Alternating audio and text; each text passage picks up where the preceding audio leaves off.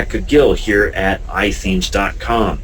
I'm really excited for you all to hear about this on-page SEO, where we actually dig into what's happening on your individual page and in your site to go beyond just some basic SEO knowledge. Rebecca Gill has been working tirelessly over the years, really becoming an expert in the SEO field, and we've got a great relationship with her and her business here at iThemes.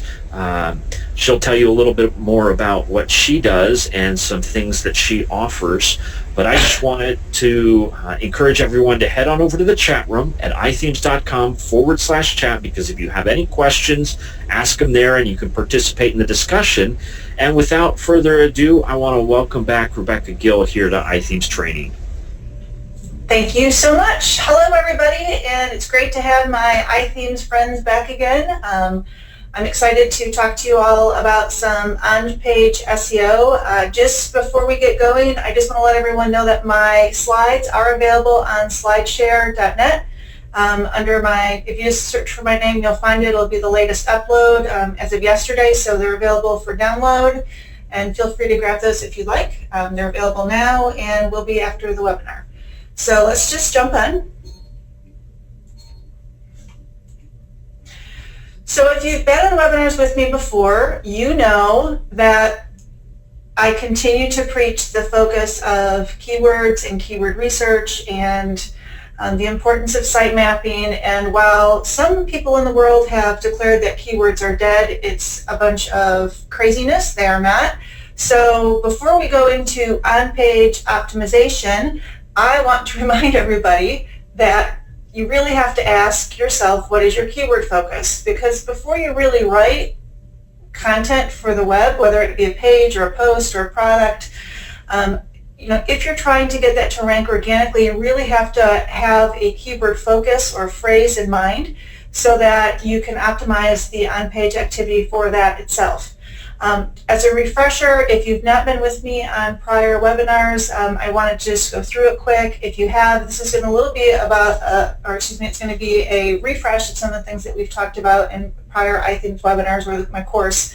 But for those new, I just want to go through it real quick. So this is the process that I go through prior to writing like a blog post or a web page. And not every web page or not every blog post is going to have SEO value, and it's going to have a keyword focus. But if you are trying to do on-page optimization, then you should have some type of keyword phrase in mind.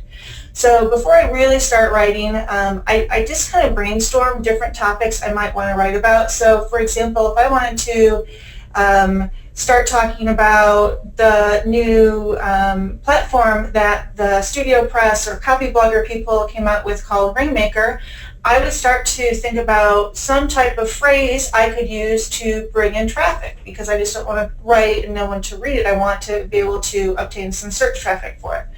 So I just start writing down those, some topics, whether it be paper and pen, or it's in Word, or it's in my notes. It doesn't matter where it's at. The fact is you need to brainstorm ideas or phrases that you could potentially use around the topic you want to write on. And I write down 5 to 10 of those, and as I'm doing that, I kind of also document the key points I want to go over, because as I start to do those key points, that kind of helps me lead me to different branches I can go with search phrases. Once I have 5 to 10 search phrases kind of documented, sometimes I might have 15, sometimes I might only have a couple, but they're pretty solid. Then I head over to Google and I start to review who shows up on page 1 for those. And the reason I want to see who shows up on page 1 is I want to look and see what kind of weaknesses that the existing websites that are ranking have. Can I beat them? How good is that content? Is it long or is it short? Is it well optimized? Does it have good meta titles and meta descriptions? Can I beat it? Can I do better? And those are the things that I ask myself.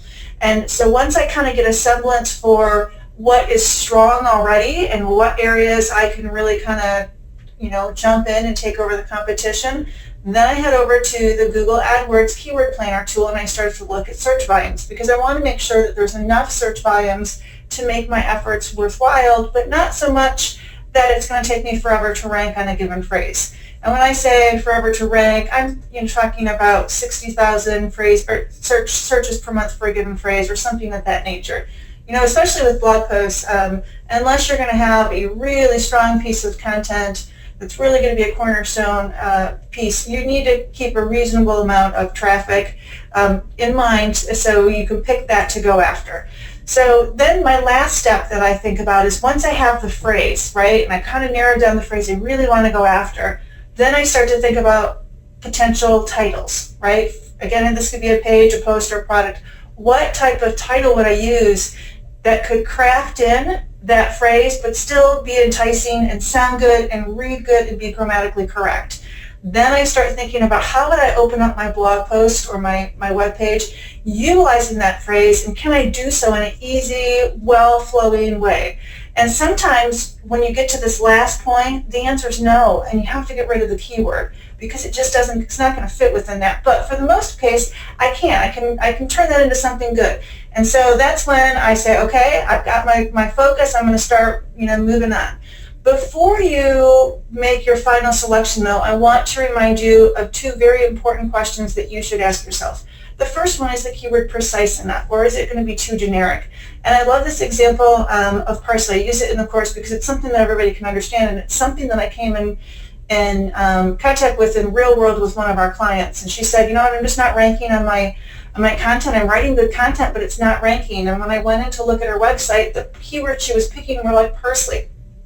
And I explained to her that, parsley is very generic. It has search volume of over 200,000 per month, and there's almost 30 million results, sitting in the search index. And she had a website, and while her efforts and her intentions were great, that keyword was just too broad. So I kind of talked her down a way of, narrowing that down. If you narrowed it down to parsley recipes, now that's a little bit more granular, but there's still a lot of competition out there because there's so many women and men blogging about recipes and food and dietary, education for people. So let's take it one step further and go even a little bit more granular. Health benefits of parsley. Now, that gets a lot less websites that you're competing with, so it does present a better opportunity. And then if you even take it even further, parsley juice benefits, and I would never want to drink that, but that was actually a real phrase. That's 260 searches per month, very reasonable results in Google, and it's something that she really believed in, and it's something that she would be blogging about, and I think it was very close to the nature of her blog posts. That's the true, type of phrase that you want to go after if you're trying to optimize something like a blog post. So keep that in mind as you're going through, because our inclination is to go broad, to go more common, and that makes it very difficult to optimize and very difficult to win and get on page one. And we all know we want to be on page one of search results because that's where the traffic is and that's where you get the most click-through rates. So the next question I want to ask is, have you ever used this keyword before in your pages or your posts or your products or your categories or tags? And I ask this because I catch myself duplicating this, and while like the Yoast SEO plugin does have a little line for that, it's very subtle and it's easy to miss. So those are two really important things that you should always look at and always ask yourself before you're actually venturing into on-page optimization. So now that we kind of have a keyword focus and that we're getting ready to go forward, I want to remind you to write content that users and search engines will love. And that in today's world with SEO is longer content. And I bring this one up before we go into the actual on-page because it is really important. And I have this conversation with clients all the time. When we're in a web design project and we're updating people's content as part of a rebrand and a launch, they want to give me content that's 400 words per page, and this is on heavy-hitting keywords, and it's just not going to translate into ranking. And I'll come back and I'll push back to say, we need more content. We have to have something more on the page that people will want to read, they'll want to share, and they'll want to link to. And there's been a lot of studies done. I give you in this first point a study from 2012 where the average content length of top 10 results was more than 2,000 words. And you might all be dying right now thinking you could never write 2,000 words, but you really could if you've got something important that you want to say, and it's a topic that can warrant it. Not every blog post or page or product is going to allow 200 words, but those where you can, you want to do this if you really want to get traffic for this. Average number of words for content that's in the number one spot was 2,416. That's a lot, but that's, it makes it a value. And then for the top 10 spots, the average number of words was a little over 2,000. I like to make sure that I'm over 1,000. I try to push to 2,000. Can't always do it. I'm kind of verbose. You've listened to me for a while, so you probably know that. So it's easier for me to get up to that number. But keep that in mind. If you're going to take the time to optimize your content, you need to make sure that you have the good keyword focus, and then you've got a long piece of content that both the search engines, the users will really, find a value. A couple other benefits is studies have shown that longer content gets more social shares. Social shares helps SEO. It gets more inbound links, and inbound links help SEO. And it's better for ultimate conversions on your website and blog. So all in all, it's just a win all the way around. Okay, now that we've gotten those two big hurdles out of the way, and I'm done preaching the things that I preach every day to clients, we can move into the actual best practices for on-page SEO. Okay, so I'm going to use an example throughout this presentation, and it is a blog post that I wrote, I think like a year and a half ago for the Rainmaker platform. And if you're at your computer and you want to Google this, just search for Rainmaker platform, and I should be somewhere lower on page 1 because I haven't really done much for link building or social shares for it. But the slide that I have up right now shows you the article on the right-hand side of the page, and you can see it's very long. And then I'm giving you a snapshot of what the SEO tool from Yoast shows in actual my WordPress website, so you can kind of see the grading of that. So some of the things that we're going to go through today, and I'll talk about these one by one, but we're going to hit on page name, URL, headers, paragraph text, and by paragraph text, I mean the content of the actual blog post or product or page. Keyword variations and related phrases, internal links, link, anchor text, images, readability, and meta tags and descriptions. And you might be looking at that list and going, holy cow, that's a long list. But guess what? I do look at these every time that I'm writing a piece of content I want to rank, and if you break these down one by one, it's much less daunting than the list that appears when you're looking at it. It's just steps that you have to go through in the optimization process. So if you have searched for that phrase I gave you and you found the blog post I mentioned, just feel free to click into it, and you can kind of scan the blog post as we're going through these. I'm going to also take some screenshots from either inside WordPress or on the live page or the results in Google so you can see what's happening with it. So the first thing is the page name. And if you have a WordPress site, which most of you on this webinar probably do, it's super important because it's going to default the H1 header and the URL by default unless you override those. And all of that needs to have your focus keyword. So my focus keyword for this piece of content was simply Rainmaker platform. I score in this, or I rank, with variations of this, and there's probably like 10 to 20, but this is the one that was the most predominant at the time because it was a newer offering from Copyblogger. So I wanted to just have it short and sweet and go after it. You'll notice that my phrase is kind of different to catch people's attention, and I talk about doing the happy dance. It's very relevant to what I'm going to discuss. It's unique, right? It doesn't duplicate anything else that I've got in my website, and like the happy dance kind of helps keep that unique. It's fairly short. I could have made it a little bit shorter, but I wanted to make sure that it was unique and it was going to stand from everything else that might appear in search results. It includes my keyword phrase, but I'm not repeating it. And I've done a fairly decent job of making sure that the phrase of Rainmaker platform is to the left or to the beginning of the page name. The closer you can get that keyword phrase to the start of the page name, the better off you are. And then one last thing is I'm not making any geographical references here. Even if this was a locally focused term, I wouldn't do that either. That's really old school. It does not work anymore. I have a lot of clients who still want to do that, but it's definitely something that is not advantageous in today's SEO. Okay, so next is URL. As I said, the URL is going to be defaulted in WordPress, but you can definitely override it, and I do override it on a number of occasions. You'll see that I did that on this one.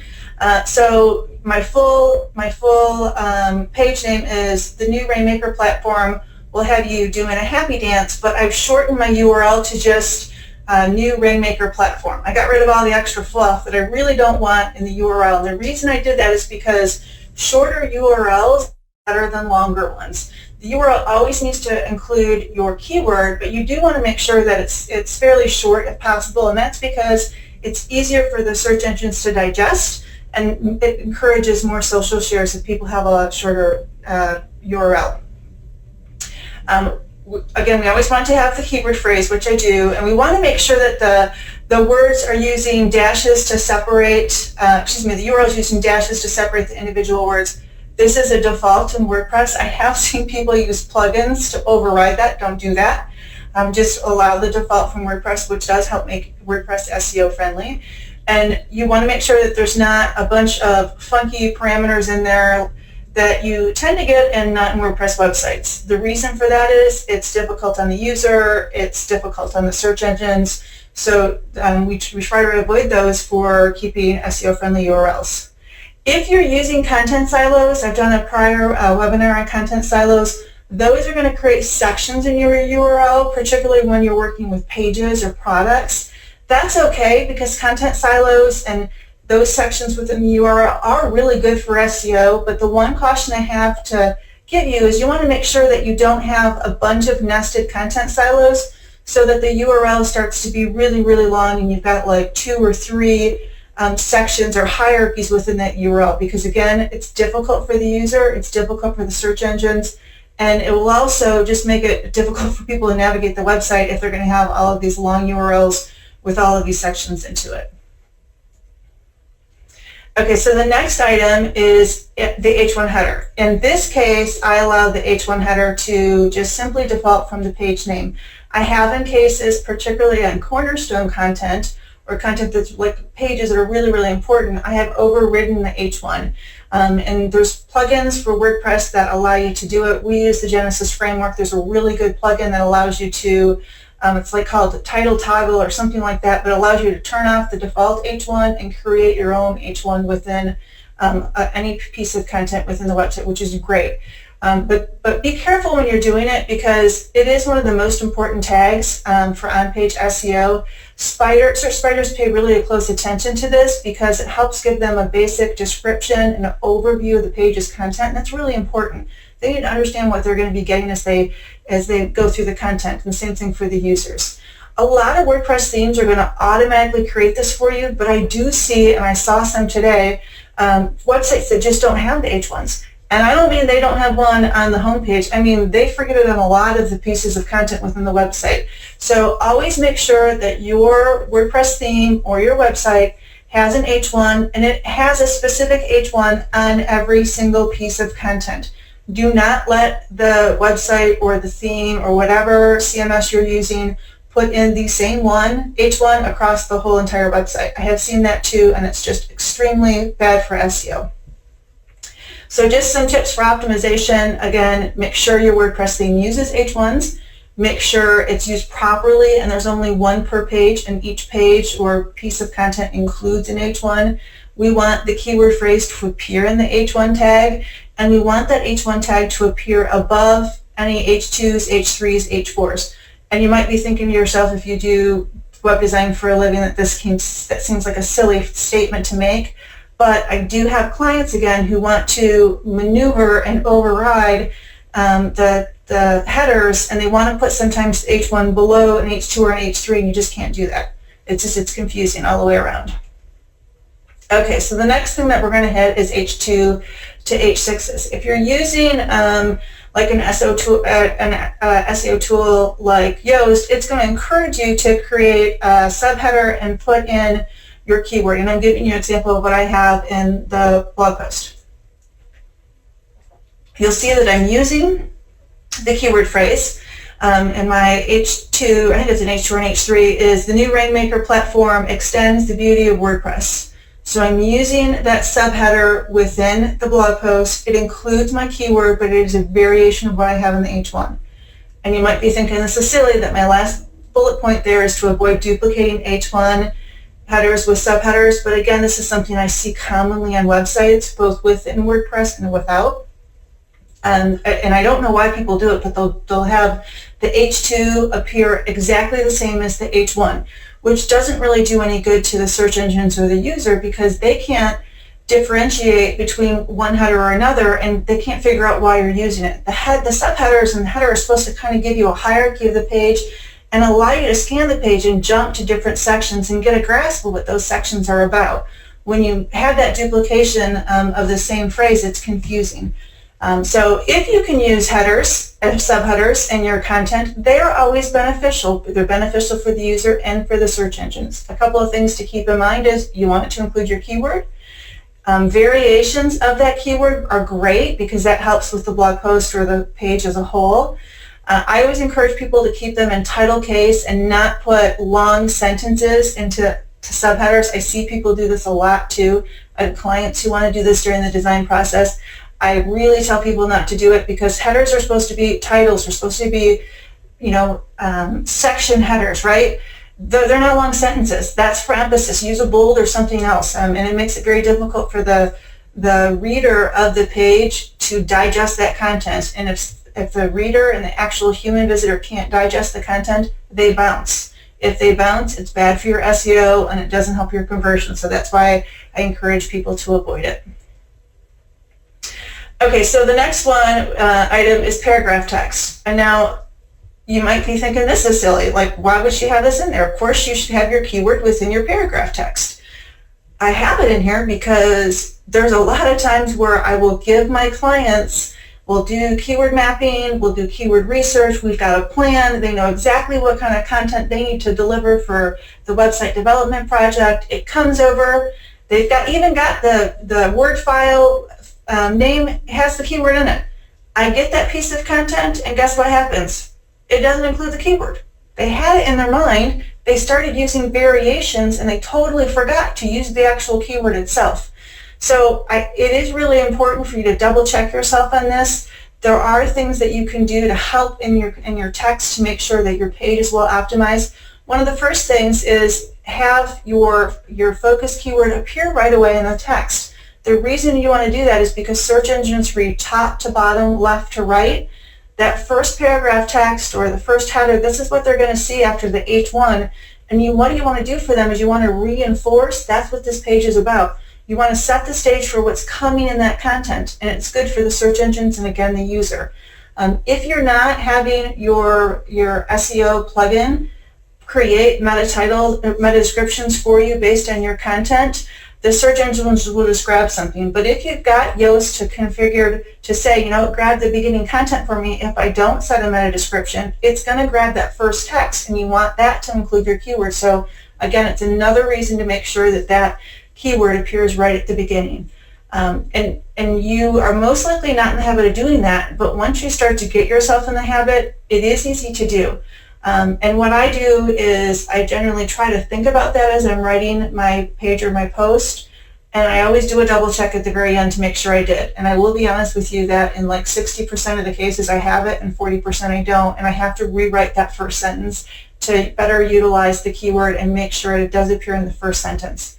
If you can't put it into the first sentence, please make sure that you have it in the first paragraph. And again, if you can't do that, then just try to keep it as high up in the page as you can to start. Don't stress yourself out about keyword density and how many times it appears. If that's kind of an old school practice and the search engines are looking less and less at keyword density and looking more at things like variations and synonyms and and usability and readability, because they know that people try to get a specific keyword density. You won't rank better if you flood the piece of content with a keyword 30 times. You can rank just the same as 30 times as you can 5 times, because the 30 times may make the piece of content very difficult to read and very unnatural. And in that case, it starts to look like keyword spam, and it's going to degrade it in SEO, and it's just going to hamper the user experience. You'll notice that in the example I have, I pulled this out from the top of my blog post, and while I have a lot more text in this, I just want to kind of give you a sample, and I highlighted the keyword phrase so you can see that it is appearing, it's broken up, and it's fairly natural, and it will continue to do that throughout the page, which is exactly what you want. And I do have variations of it. some with new, some without. The other thing to do is think about the topic itself, right? So as you're writing your content, think about the topic as a whole, and that will kind of help you break free of the fear of keyword density. And I know SEO tools still show that, and just use it with a grain of salt, right? Be more cognizant of the quality of content that you are providing, and are you answering the questions that your users really want you to answer? That's going to be what really translates with users, and if it translates well with users who are physical and real human beings who read the content and stay on your website, it's going to do well in SEO and with search. Okay, variations. Now, variations shouldn't be scary. They're kind of new. I mean, I say kind of new. They're new to the world of SEO where we're paying more and more attention to them. They were always important, but they weren't nearly as important as they are today. Keyword variations are just simply an alternate phrase for your focused keyword. It can be a different version of it. It can be a longer version of it. And one of the best places to find variations is stick your focus keyword in Google and see what shows up at the bottom under related searches. A great example of this is WordPress theme, premium WordPress theme. Put that into Google, see what shows in the bottom, and you'll see all these different variations. It's going to be templates and premium versus stock, and there's just so many different permutations of it, and that's what you can use within the content to make it feel more natural and to really help your visitor. And what that also does is it allows you to potentially rank for those phrases as well. If you have a really good piece of content, the search engines will be happy with that piece of content, and even though an alternate or a variation isn't your primary focus keyword, you can still rank for that. I have some pieces of content that will rank for like 20 to 40 phrases for one URL that has variations in it, and it's a solid piece. And make sure that you're using these in your content because it will be beneficial in more than one way. Okay, images are also important, and the reason that they're important is, do they help SEO? Yes, but they also help usability and encourage social sharing. People just by nature like images. It helps give your content depth. Videos and multimedia also help give content depth. While all content isn't going to have an image or a video, it is good to include them where you can.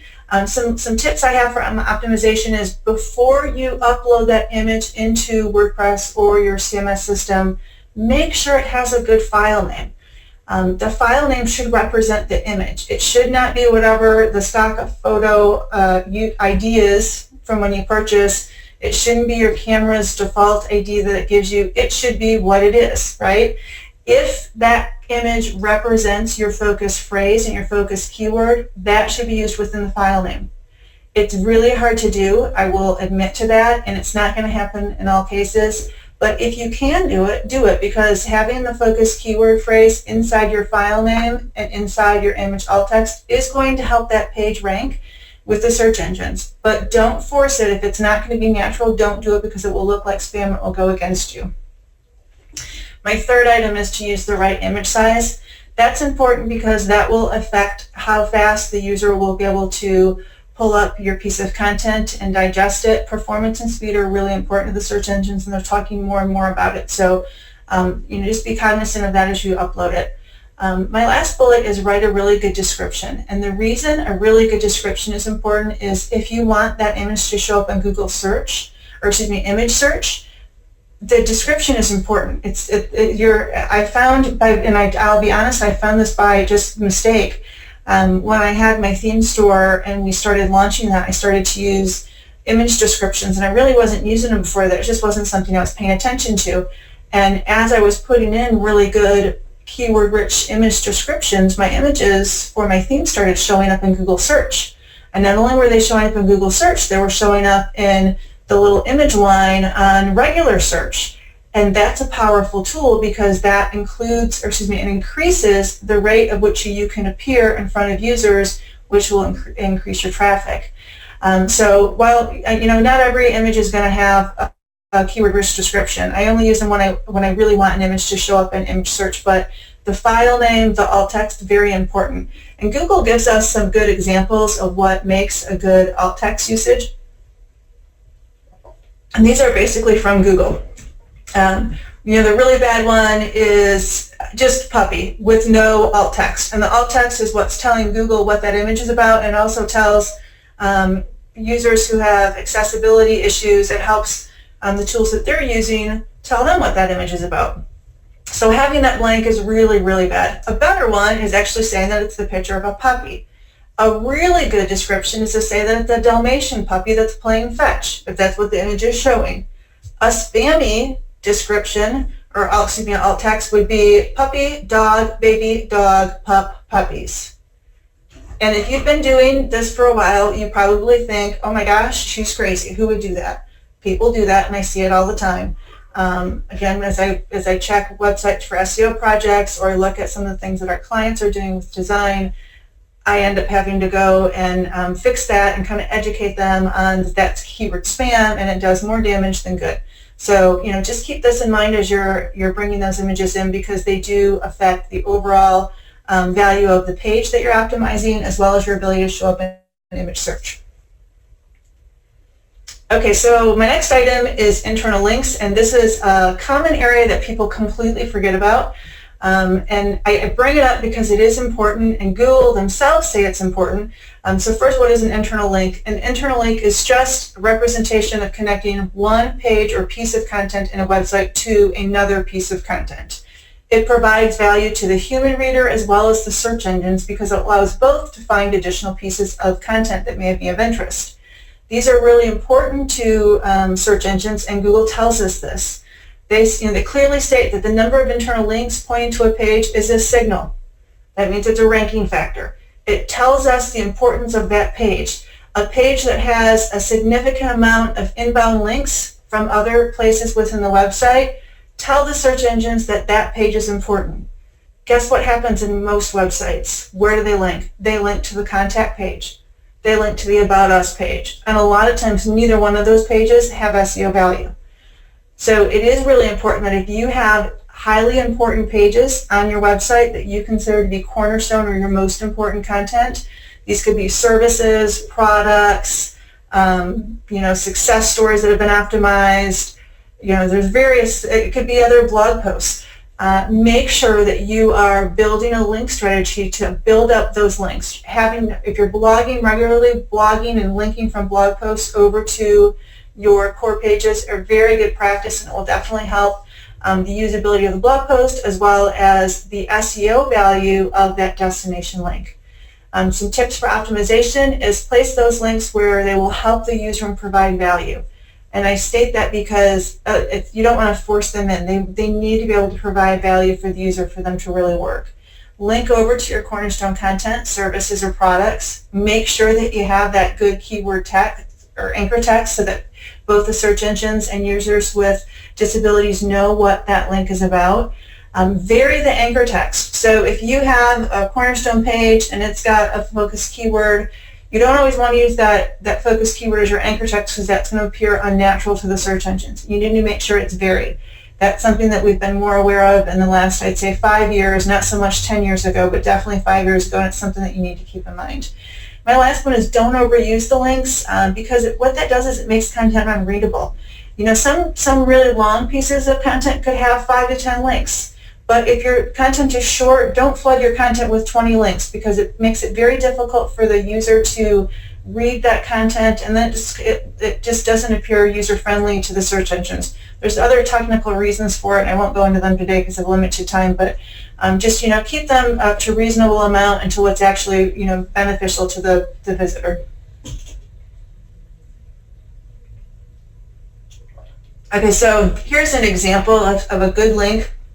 This one is an external link, but the importance here is the fact that the content that I'm using. So the search engines in recent months have, or I think it was Google, stated that links don't really help your actual ranking of a piece of content. They said, it may help with the usability of the post and the user, and that will in turn help SEO, but it's not a direct, effect on SEO. Well, then, as soon as they did that, there was a study done, and one of the larger firms did an analysis to see really were they helping, and they pulled a bunch of data from a bunch of example content pieces and they showed that links actually do help. So you have to kind of take it with a grain of salt. I use them when they're going to be beneficial, and I link both outside of the website to authoritative websites that are related to the topic that I'm talking about, and then again I link inside my website. And you'll see in this case I actually included my keyword in my link going out of the website. So my link is preview the new Rainmaker platform. It includes my keyword Rainmaker platform. It's helpful to the visitor, it provides value, and it can increase the SEO of my post. The keys are don't make it spammy, and avoid things like click here, page, read more, or article because for your anchor text, because that really doesn't help the search engines or the human visitor know what that link is about. And I see that more often than not that people are using them, and it's not good for usability or for SEO purposes. Okay, so readability is really important. And I have an example on the right-hand side of my slide, and that is actually a real-world example that I'm using, and I think it's called The Bathroom Guy or something like that. Let me see if I can get over to that real quick. I want to show you that that website really does exist, and there he is. All right, that is a true, and it's The Bathtub Guy, and I don't mean to pick on him, but the reason I'm showing you this is this is a real-world example. I needed a contractor who could put in a bathroom liner for me at my cottage up in northern Michigan. This person popped up, and guess what? I did not call. I could not call with that website. And the funny thing was I tweeted about it just because I thought it was funny, and I probably shouldn't have, but I did. And somebody else came up and said, I thought the same thing. I was looking for the same thing. This person was in Michigan. He's like, I couldn't do it either. I just couldn't call. Because I felt that that was the quality of their website, that the job that they were going to actually do wasn't going to be of quality either. So readability and presentation does matter. Obviously, I'm a big fan of design, but it's also the readability. Can a user digest the content at hand? Is it easier for them to really see what's on the page and understand what your content's about? So while I joke about that example right there, my blog post is using the example shorter paragraphs. I'm a big fan of bullets. I'm a big fan of subheaders. I try to use regular verbiage. I try to write like I speak, and I have dialogue with people, and I try to skip a bunch of the industry jargon that just won't translate with most visitors that are going to read my content. I'm a strong advocate of if you're going to have images inside content and you're going to wrap them, put them on the right side so it doesn't break up the flow of reading. If the images are on the left and you've got content wrapping on the right, it does present challenges for people who are OCD like me when we try to read something. And my last item is no bling, bright neon, or unnecessary movement, because that's really what's going on this page. It's so difficult to read in this example I'm showing you because all of the different font colors and the shadowed pink and the different font sizes, and it's just challenging. Why does this matter to SEO? Because it keeps people on your page, it increases the time on site, which in turn helps SEO. Google and Bing care about how long people stay on your site. They care about bounce rates, and that's because they're indications of whether a visitor is happy with the results they've sent them to. If visitors are happy and people who are searching and get to your content, that makes Google happy because they know they're doing their job right. When Google's happy, you have higher rank. So it does matter. So keep that in mind as you're either creating themes for people, or you're styling your own content or that of your clients. Okay, meta titles and descriptions are a very important part, in my opinion, of SEO, and there's debate on this, and a lot of people forget about them, but here's why they're so important. Even if they're a minor part of the search engine algorithm and a minor ranking factor, they're the first thing that people see when you show up in search.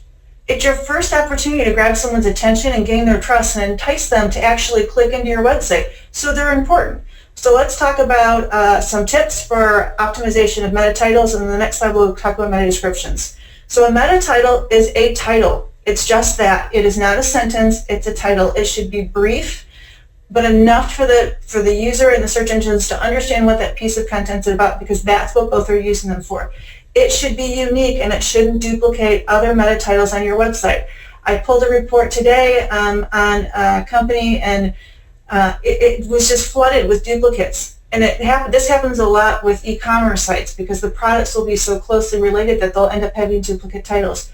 Very difficult for the search engines to figure out what that content is about. Also difficult for the user who sees it in search, especially when there's a number of them showing up together. It should be informative and easy to read. It should include your focus keyword, and that focus keyword should be as far to the left or the beginning of the title as possible. And don't forget, this is your first opportunity, so it should be enticing, but don't make it super salesy and cheesy because that's not going to translate well with the actual reader. And then best practice is to keep it under 55 characters. Now, there's been some scuttle lately that Google has shifted the number of characters they're allowing to display, but that is varying based on device. So I'm staying with 55 just to be safe so that I know what I'm trying to put there isn't going to get cut off. Okay, so the next one is the description. And here's my example in the image of what showed up if you search for Rainmaker platform. You see that I have my page title, which fits, right? I made sure it fits. I always do that with my titles. And then my meta description gives you a good example, or excuse me, gives you a good description that includes my keyword. I probably should have made it more towards the left, but I had difficulty doing that, so I sacrificed that to make sure that I had a solid description that included the keyword that would stand out in the page. Very similar to the title, except for the fact that this is now a sentence and not a title.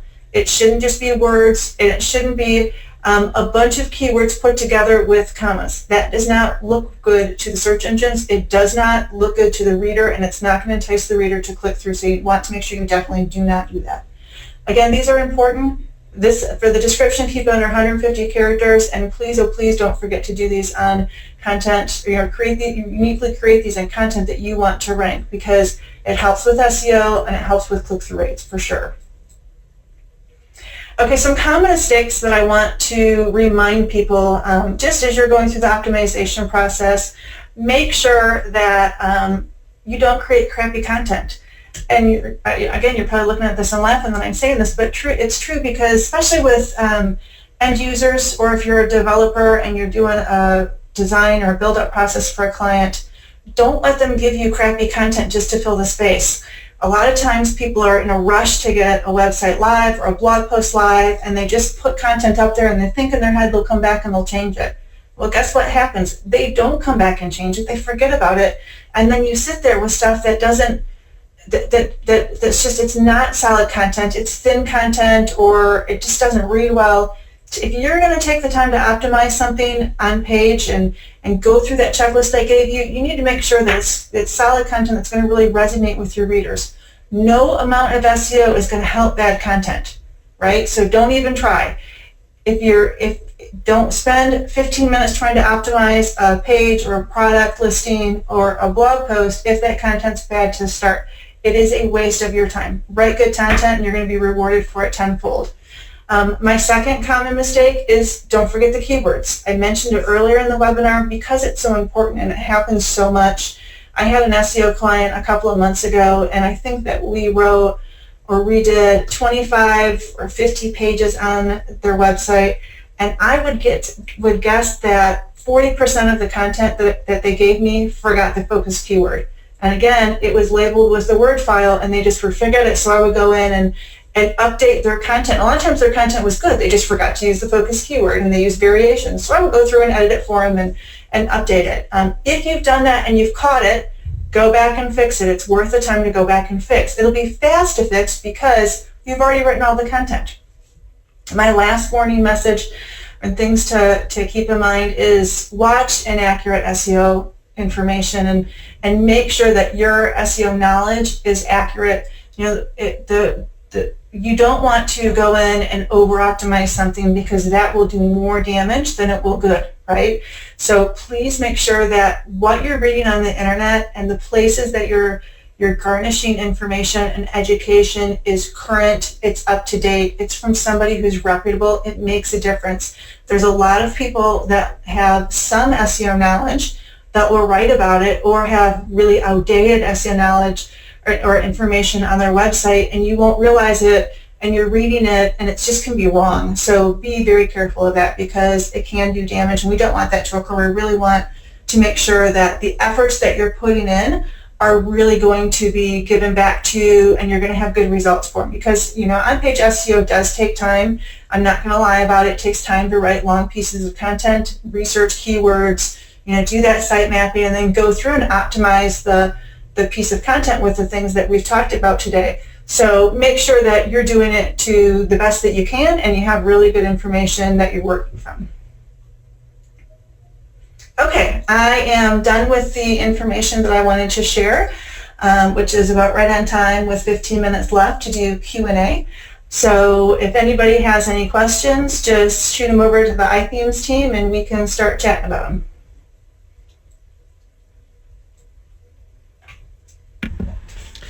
Well, thank you so much, Rebecca. Yeah, there have been lots of questions that have popped up.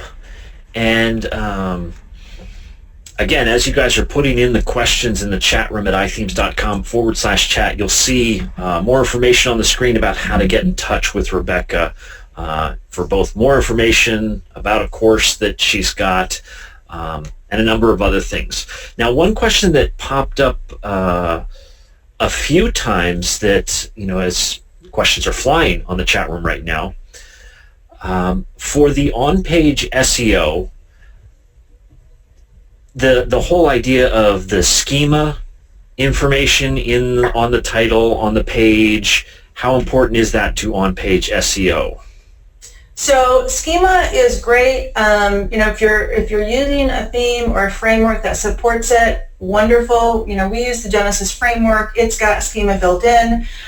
For my online store where we sell courses, and then we have the other store where we sell WordPress themes, I use the Yoast SEO plugin for WooCommerce to even put more schema out there. So yes, it's great. Is it going to make or break your SEO? No. Right? You don't want to have incorrect schema because that's going to confuse the search engines and do damage. A lack of schema, doesn't help you, but it's not going to be detrimental to your process. So is it something that you should be aware of? Yes. If you've got the tools to make sure that you've got the right schema on your content, wonderful. If you don't have it, don't panic because it won't take you from page 1 down to page 30. That's good. Now, Rika has a great question, especially when it comes to e-commerce sites. And I know we talked about before doing some SEO for products. Does this 1,000 to 2,000 word content thing also relate to like product description on the product page? Well, no, and that's because it's really hard to do, and you're going to get against other websites that don't have anywhere close to that. So we do have a webinar coming up with iThemes that's going to talk about e-commerce, and I think it's either maybe July or August. So we'll be covering it in more depth then. If you haven't signed up for it, sign up for it. But so with your products, think about this. In most e-commerce sites, particularly if they are distributing products that are manufactured by somebody else, they're just grabbing the manufacturer's content, right, and importing it or copying it and pasting it, and it's really short, it's really generic, and it's duplicated all over the internet. If you've got a product in that scenario, write your own descriptions, have them as long as they can be that provides value to the user. Make sure that description is good. Make sure that you're providing value so that the search engines see that and they want to present your product over somebody else's. If you have a new product or your own product, the challenge in creating those descriptions, and I have this myself, is to think about what the end user that's buying it would want to hear, right? Especially if you're a WordPress developer, because in our head, we think of something totally different with the end user. We have different verbiage that we use. We have things that are important to us that are not necessarily important to the user, and they've got really important things that we totally forget about. So, as you're doing it, you want to make sure that, those product descriptions are of value to the user, and they're long enough to provide unique, solid descriptions that aid your user that's reading the product and want to actually hit the buy button. A question that popped up earlier was, does Google or any of the search bots, how do they view dashes versus separate words, underscores, joining the words? That's a great question. Awesome question, whoever came up with that, because I should have mentioned that and I didn't. So when I do keyword research for my SEO clients or my web design clients, we run into that all the time. right? And because you can see variations. Some people use dashes, some people don't. There was a recent phrase of icebreakers. One was together, one was not. Team building together, team building not. There's so many different variations. How do you know which one to use? Okay, so you can't use the Google AdWord tool because the Google AdWord tool will not put in dashes because you can't upload your list with dashes in it. So what I do is I take those different variations and I search them one by one on Google and I see what Google does. Does Google display results with the dash or without? Is the word together or is the word separate? And do the different variations, and you're going to see Google's got a preference. So in like some cases, I searched for the word together, and every time I did, when I did that, Google gave me results that separated it, immediately changed the results for me. And I've had clients go, well, why aren't we going to optimize for both? And my answer is we don't have to. Google's ignoring the one it doesn't want, and it's changing the user search to meet the preference that it wants, and it's displaying that content. That's the path that you go. Follow Google and what they display, and then you're optimizing for the right instance. Great question. Now, there's a lot of people on the call who use Yoast's SEO plugin, and so they're wondering how closely should they follow his recommended keyword density, because Yoast seems to ding a number of their blog posts because it has such low density, and how much should you trust an SEO plugin like that? So the thing to remember is an SEO plugin is automated, right? There's only so much it can do because it's binary code. It's got rules that it's going to have to follow. Now that's there, and Yoast has it there to help users who aren't even paying attention to it. It's supposed to be a guide to you. You have to take that guide and you need to decide what to do with it. Is it relevant? How, because it's going to vary based on the content that you're talking about on density and how much that density should be there, or should it be variations? So I look at how many times I use the keyword in the post, but then I use that with my own to say, is it natural? Have I used variations of that phrase? Does it flow well? So should you stress out about a density? No. Should you stress out if you've forgotten to use the phrase, or you only used it once in a piece of content that's 2,000 words? Yes. So keep it in mind, and I would look at my Rainmaker example that I gave you and see how many times I've used that. I don't even know what my density was because I don't really pay attention to it. That's one area that I ignore, and then the other area I ignore in Yoast consistently is the message it gives you for links and whether or not the keyword's in it, because it drives me crazy. So I love that plugin. I love All-in-One SEO. I think they're both great plugins, but again, they're binary code and they're automated, and you have to use some human judgment to truly optimize with them. Now, because most people here are WordPress users, what do the search engines see, featured images for blog posts? Because sometimes the post has no image, and an SEO plugin might say you don't have an image, and then how do we go about making sure that the featured image is part of our SEO?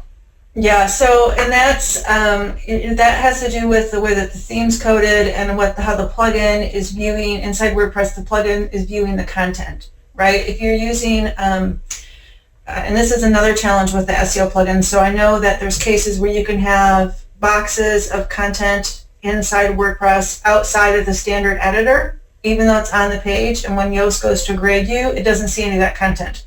So it's giving you a lower ranking than what you should. Again, that's where you have to just take it with a grain of salt and say, okay, this is binary code. It's not seeing all of my content, and look at your live page. The search engines see the live page. It doesn't care whether those are boxes. It's looking at the page as a whole for that URL. The featured image, fields that are, or text that are in custom fields or little modules on the page. If your plugin doesn't see that, that doesn't mean that the search engines are going to see it. If it's live on the page and it's within the content area, they're seeing it. Okay, this question, it probably pops up because some people may be using some more out there SEO plugins, but for on-page SEO, the bolding of words within something, does that have any effect with search engines? have traditionally said it does. I do tend to, because I've been doing this for so long, I do tend to bold some text within my post if it is relevant. And by relevant, I mean it is a sentence with a colon that is above a bunch of bullets, because you're trying to highlight that is kind of a section, and that you're showing that bold is highlighting what those bullets are about. Will I bold that? Yes. Will I include my keyword in it? Yes, if I can. Do I bold keywords just to bold keywords? No, and don't do that because it looks like spam. That's another area where outdated knowledge can do more damage than good, and that's a case where I'll get content from clients, whether they be SEO or design clients, and they bold it every time they use their keyword. Or I go to look at somebody's website and I'm like, oh, they've done that because an SEO consultant 5 or 7 years ago said that was great. Well, that doesn't matter anymore. I mean, search engines are too smart. They want you to bold content that's going to be relevant. It's going to help the person that's looking at the page read the page and digest it. And if in that instance, like I gave you with my bullets, you can put the keyword in there, great, do it, but don't do it otherwise. And another follow-up on images, should we always be using both the alt and the title tag for every single image that's on in our content? Gosh, I'm trying to think of what those are and what those look like in WordPress. I always have an alt title for the image, and one of them defaults by WordPress, which I think is the other one. I think the caption defaults to the title, doesn't it? Well, caption doesn't default at all because that would show for the user. I think one of them defaults, and then as a default, I add in the other one. So, and I'm sorry, I don't have a definite answer on this because I can't see the fields in my head. I would veer as in yes, as opposed to no. The alt is extremely important because that's what people with disabilities are gonna utilize, and that's what the search engines are going to utilize to figure out what that image is.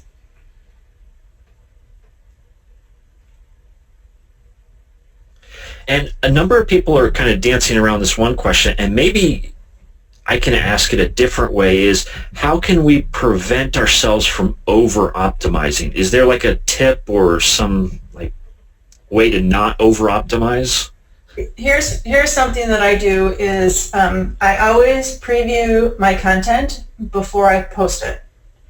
I've found that when you have it in the editor, you're going to miss stuff because that's where you've been changing content or even writing content. So I always preview it live, and then I try to read it myself. And then a great thing to do is to do a find on the page, so it highlights all of the keywords, right? Put in the phrase that you're focused on, and you're going to see that appear. And if you see it start to be clustered or just very repetitive on the page, now you just take a step back and say, okay, is this readable? Because it does look like it's over-optimized. And in some cases, you'll read it and you'll say, no, this reads perfectly fine. It's of value. It should be there in all the instances I've used it. And then other places you're going to say, yeah, I really shouldn't have done that. I can replace it with a variation or a synonym, and it will read better. And so that's the check that I do, and I think that's what I would recommend you do, is don't just publish it straight from the editor. View it live, scan it yourself, do the find to see how many times you've used it if you're concerned you're over-optimizing, and then take a step back and read it. And if you have to step away, save it as a draft and come back the next day to review it, do that, because you'll have a fresh set of eyes and everything won't be blending in together. And one of the final questions also dealt about images. Because page speed is so important for search engines, is there a recommended size of an image that we put in our content? I think that's going to vary based on the theme and how it's using images. It's also going to vary based on your host. If you have a really low-end host that's on shared hosting and that doesn't do a great job of monitoring usage and optimizing the server, you're going to have to use smaller images because that's going to drag down your performance. If you're on a solid host like WP Engine or Liquid Web and you've got a robust hosting and your theme is calling for large images and it can support it and it's still, got good performance, then you can use the larger images. But it's definitely going to vary based on the the situation. And you know, like I've years and years ago, I had, before we started creating our own themes, I would buy stock themes, and some of them were really crappy, and the code was horrendous, and and it was on shared hosting, and no matter what I did, we couldn't make that theme and that website fast. Adding in larger images to that is the death sentence, because it just makes this already slow website even slower. But again, if you've got a good hosting environment and you've got a solid theme, you know, do I want you to add in an image that's 4 times the size that you need? No, but I don't want you to be fearful that you can't have large images just because of performance, because your website can support it if you're using a CDN and a good host. Well, this has been great. Thank you so much for this on-page SEO. Just a reminder to everybody, you can follow the iThemes blog at ithemes.com/blog if you want the replay. Next month, I believe it's off-page SEO. And let me just ask, is there any final parting thoughts you wanted to share, Rebecca? What I would say is I haven't created that presentation yet, so if you are on the webinar right now and you've got burning questions about off-page SEO, just shoot me a note via Twitter, and I would love to include those in the presentation, and we'll go through them all. So thanks again, and thank you to all of you who tuned in for this training, and we look forward to seeing everybody on another training event very soon.